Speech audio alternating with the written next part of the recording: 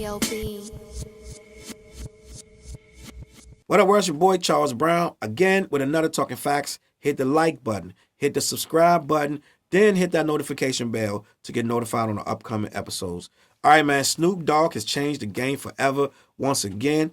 My dude Snoop Dogg is either 50 or 51. He's up there. He pushed the door open. This guy been around since y'all ain't got no love for Dr. Dre and Snoop Dogg. New York, well then let it be known then. Y'all ain't got no love for Death Row. Y'all remember that scene when he was at the Social Wars and screaming on New York that they ain't had no love for Dr. Dre and Snoop Dogg. Now he done bought Death Row Records, and he has reportedly made it an NFT label. And I believe, I'm going to do this off memory, that he sold 8,800 copies of his new album Back on Death Row. And what was the price? I think it was, I don't know, $300, something like, I don't know what it was. I don't know what it was. But at the end of the day, right? No. Something like 44,000. I don't know. I don't know the numbers. All I remember is 44 million. I'm bugging. Snoop made 44 million off of the new Death Row. Does not own the catalog. Does not have Tupac's music. Does not have Dr. Dre's music. Doesn't have RBX, Lady in Rage. Doesn't have the Dogg. None of the catalog of Death Row. He just has the name. He has the right to the name. And can you imagine that just having that name has made this man $44 million off some NFTs, non-fungible tokens? I still don't know what that is. I have a better grasp on it, but I can't see how you're paying for these things and you're making all this money off these non-fungible tokens. I don't get it. I probably never will, right? Stock market is weird as hell to me. I got stocks and it's like every day is up and down. It's like I'm going to casino throwing dice. That's what it's all of it. All the stocks, bonds, all of it. It's like you going to casino throwing dice. One day is up, one day is down. You just got to figure out when to sell it, right? End of the day, Snoop has changed rap again. We have seen rap evolve into every single moment in time. Every time the world changes, rap changes with it, and we become more and more valuable. Just when you think, oh, hip-hop grade suffer. Oh, they ain't nobody buying tapes no more. We switch it to CDs. Ain't nobody buying CDs. We switch it to streaming. Ain't nobody streaming no more. We switch it to NFTs. We're going to keep evolving, bro. And still have vinyl. And still have CDs for you. And if you want, some people still got cassettes if you want them. So we still going to be true to the culture. But at the end of the day, we're going to advance. And Snoop has just, kudos to Snoop. He has just elevated hip-hop yet again. Because people was already doing NFTs. But Snoop took an old label that was dead. Like they took it out, they cremated it. Snoop took that old name, made one record called it Back on Death Row, and made $44 million in 1 week. Salute that man, Uncle Snoop. You did it, buddy. You did it. And a lot of people, because Death Row was owned by, I think, Hasbro. The toy company had it for a little bit. There's some other weird company that didn't have nothing to do with music had bought it, because it was like something you could just go around buying. People would buy it and try to upsell it a little bit and keep it moving. I got it. It's like a hot potato. It's like when everybody had what was his little young, what's his name? They had his chain, Young Berg chain. They was passing it to another dude in another city. He would take a picture with it. He passed to another dude in another city. He would take a picture with it. That's what they do. That's what they was doing with Death Row. Snoop was like, you know what? Bring that home. I'm gonna buy that. I'm gonna buy that. Right? I'm gonna buy that. I didn't see the value in it, but at some point he saw the value in it. What's funny is Suge's son is like, now we can, he's like, yeah, good move, Unc. Now we can start fresh. I'm like, I know Snoop ain't starting nothing with no Suge Knight's son. Right? I know Snoop ain't tripping like that. And I don't know why Suge Knight talking about no we. Because at this point, before Snoop bought it, ain't nobody on Death Row. Death Row was owned by some white people like Germany or somewhere. So I don't know how it's we all of a sudden. When Snoop get it, we can start. Do I know you? Are you rapping? What are you doing? I don't even know what this dude does. So, I don't know. We'll see what happened with Suge Knight's son. Because I'm sure Snoop don't want none of that energy, none of that mojo, nowhere up under him on that Death Row bill.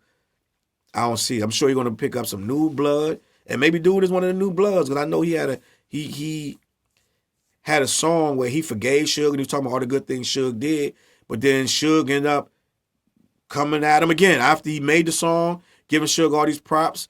I'm almost certain that I heard Suge once again flipped on Snoop and went Suge on him. And now we right back to square one and Snoop right back, you know what I'm saying, in the belly of the beast with this guy still trying to just do stuff and get him hemmed up. I don't know, man. We'll see. But Snoop, man, this thing with Death Row could really be beautiful. Even though the name, we never thought about how crazy that name is. Right, Death Row record. We never put no thought into the energy of that. Like, that record label was doomed to fail. It was Death Row. That means it was going to die at some point. It was on death row. It was going to fail at some point. And it did. It felt bad, horribly. Sugar's in jail, and everybody on that thing is destitute and broke. Everybody that was on there. You tell me who made it off Death Row that really is rich right now. I'll wait for you to tell me.